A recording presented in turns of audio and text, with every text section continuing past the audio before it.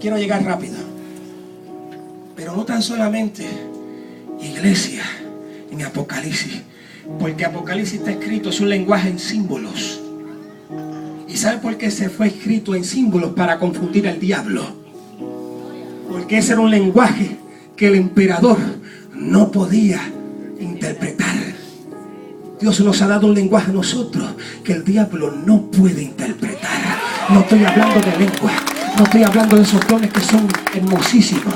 Cuando estamos hablando de ese lenguaje que el diablo no puede interpretar, es el lenguaje de la adoración.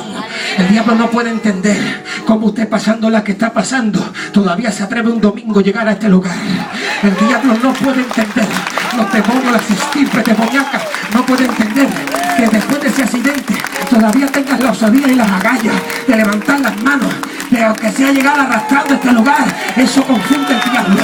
El diablo no puede entender porque esta iglesia, después que ha pasado tantas cosas en su historia y ha pasado episodios de crisis, episodios donde decía: ahí se muere Nazaret, ahí se muere Nazaret. El Señor convirtió Nazaret en una isla llamada Patmos, y donde pensaban que Nazaret se moría, nacía una mejor revelación, y todos somos parte de esa revelación.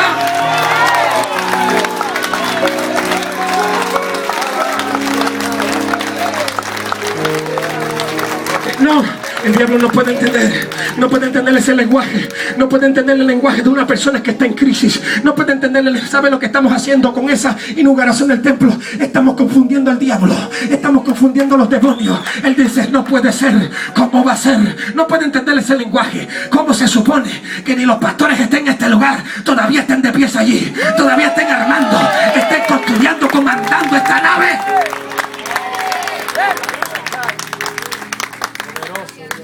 Juan le dijo: yo lo vi de esta forma, pero vi algo que tiene una llave. ¿Y sabe qué? ¿Se acuerda que le dije que en la historia que estaban matando a los apóstoles?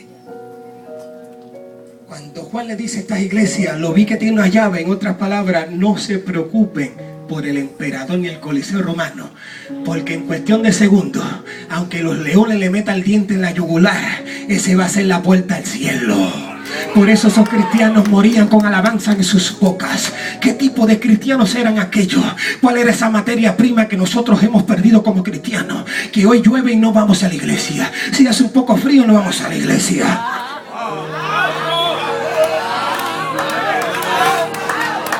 Si hay que mover una silla,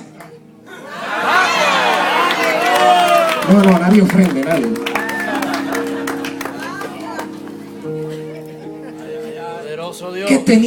¿Qué materia prima tenían estos cristianos? Que Policarpo, pastor de Esmirna, dice que lo encendieron una estaca, y el fuego era como una antorcha que se estaba consumiendo a Policarpo. Y Policarpo, como una estaca, como una antorcha humana, dijo: ¿cómo yo voy a negar a Cristo si en 86 años lo único que me ha hecho es bien?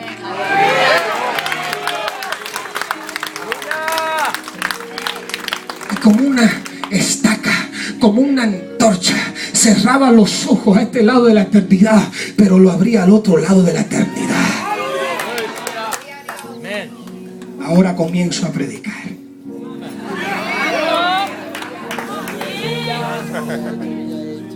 ¿Seguimos o terminamos?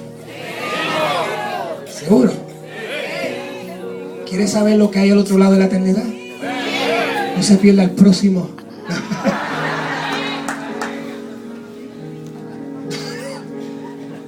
Mire qué interesante. Está diciendo: iglesias, lo vi que tiene una llave. Y no es cualquier llave. Diga: no es cualquier llave. Es la llave de la muerte y del Hades. ¿Cómo nace esta palabra? Hace 3 años perdí a mi madre.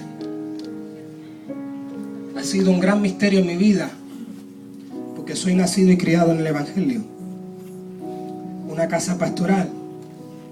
Mi madre sufrió de una condición psíquica que no quiero mencionar, porque para algunas personas esto puede causar dolor, pero déjeme decirlo de paso, porque yo sé que esto va a sanar a alguien. Mi madre sufría de esquizofrenia.